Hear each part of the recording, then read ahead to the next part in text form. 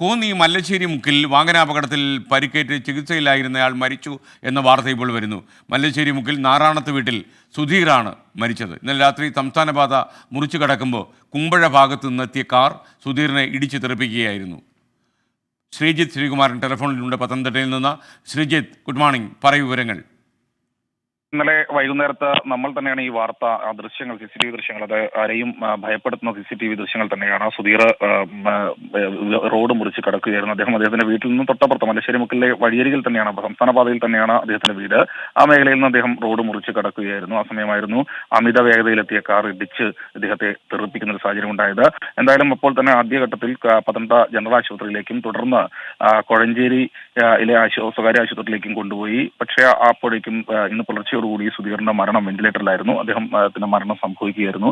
എന്തായാലും പോലീസ് സ്വാഭാവിക മരണത്തിന് ഇപ്പോൾ കേസെടുത്തിട്ടുണ്ട്, ആക്സിഡന്റ് ഡെത്തിന് കേസെടുത്തിട്ടുണ്ട് എന്നാണ് അറിയിച്ചിട്ടുള്ളത്. മറ്റു നിയമ നടപടികളിലേക്ക് നീങ്ങുമെന്ന് കുടുംബം അറിയിച്ചിട്ടുണ്ട്. ഏറ്റവും വലിയ പ്രശ്നം ഈ മേഖലയിൽ കാര്യമായ സ്പീഡ് ബ്രേക്കറോ അല്ലെങ്കിൽ സിഗ്നലുകളോ ഒന്നും തന്നെ ഇല്ല. വാഹനങ്ങൾ വ്യാപകമായ രീതിയിൽ അമിത വേഗതയിൽ തന്നെ ആണ് വരുന്നത് എന്നാണ് നാട്ടുകാർ ആക്ഷേപം ഉന്നയിക്കുന്നത്.